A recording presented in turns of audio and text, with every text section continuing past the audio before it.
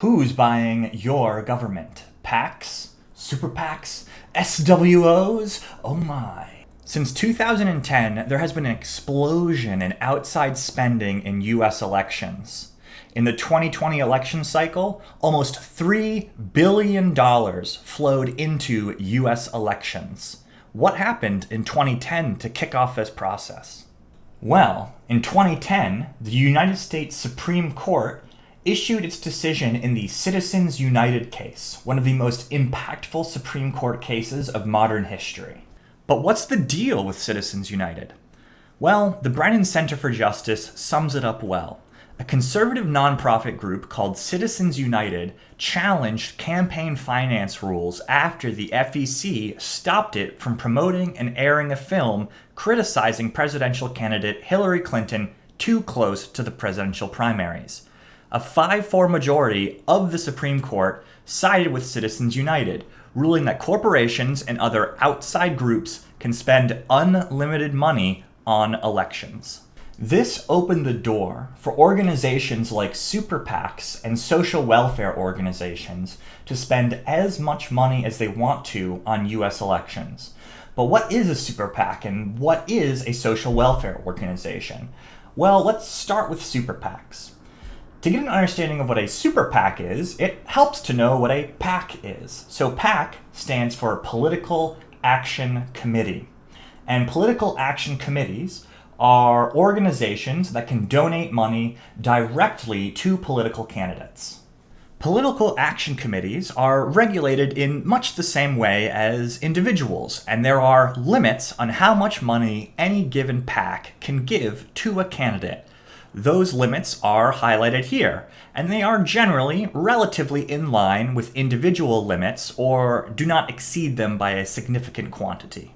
PACs have existed in the United States since 1943, when the first PAC was founded by the Congress of Industrial Organizations, a federation of labor unions that existed in the United States and Canada at the time.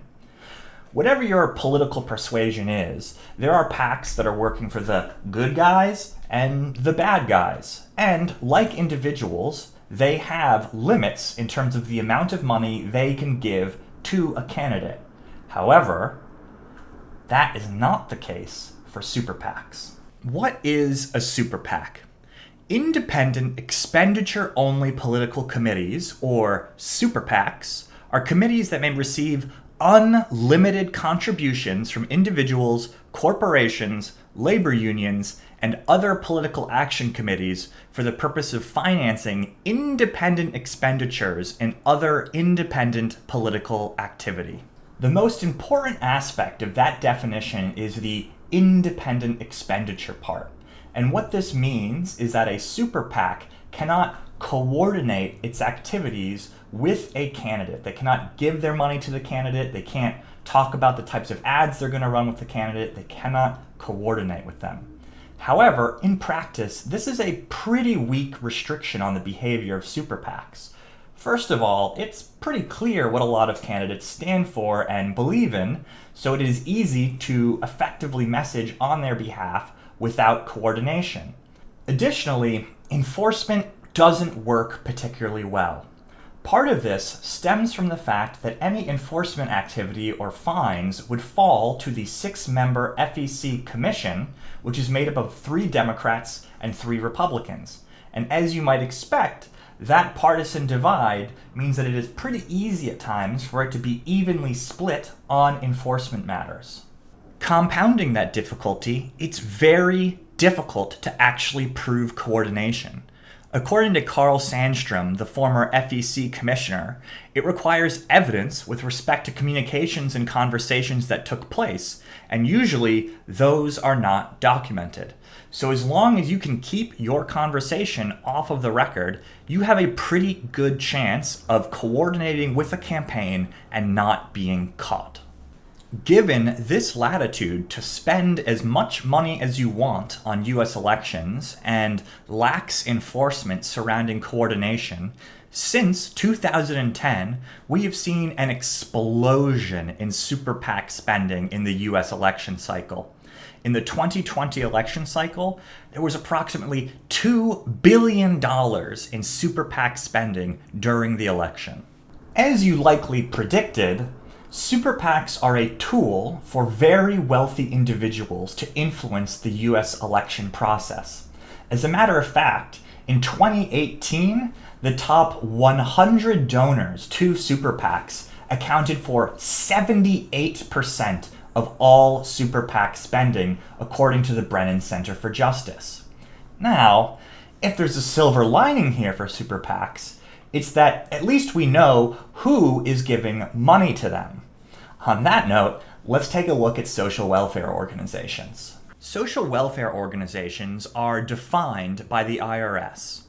To be tax exempt as a social welfare organization described in IRC Section 501c4, an organization must not be organized for profit and must be operated exclusively to promote social welfare.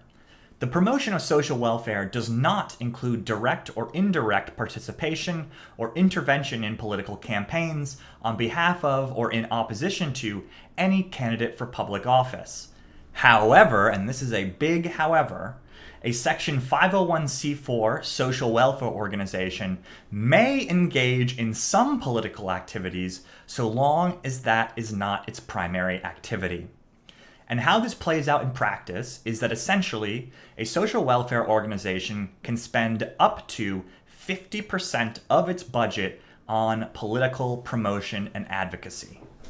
Social welfare organizations exist on both sides of the political divide. For example, Move On is a left-leaning social welfare organization, and the NRA is a right-leaning social welfare organization.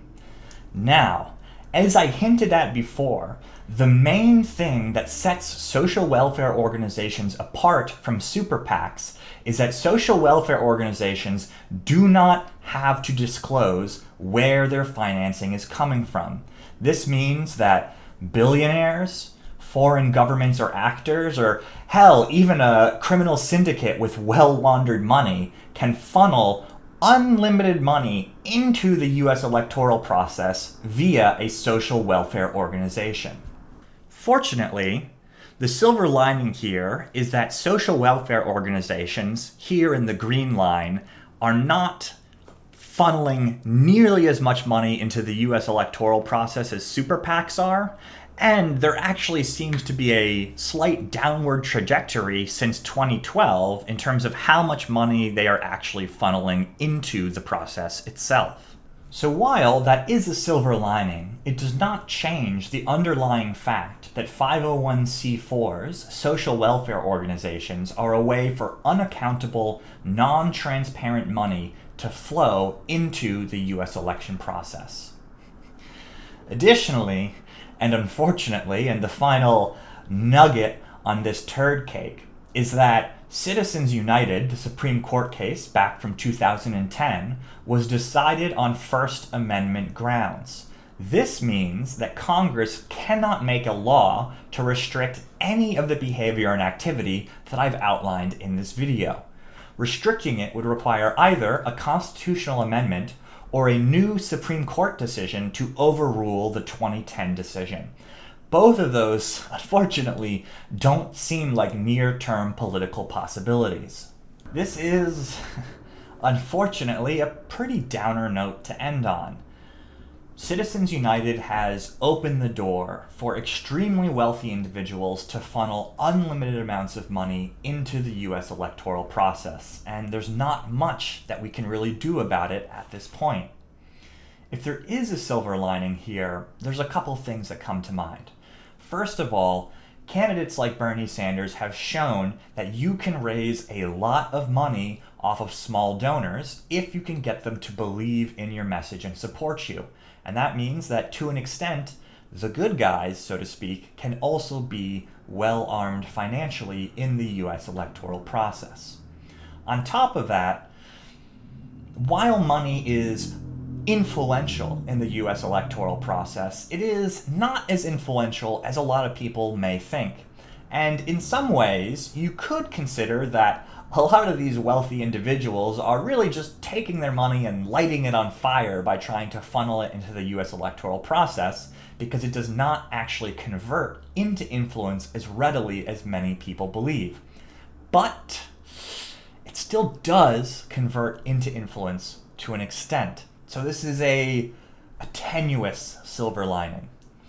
I wish I could end on a better or happier note than that. This is, I think, one of the gravest threats to the US electoral system, and I just wanted to make a video talking about it, even if it's a bit of a doomer video. If you liked this video, please like, comment, subscribe, so on. You know the shill drill. I have a Twitch stream where we dive into issues like this to try and understand them in greater detail. The link to that is also in the description.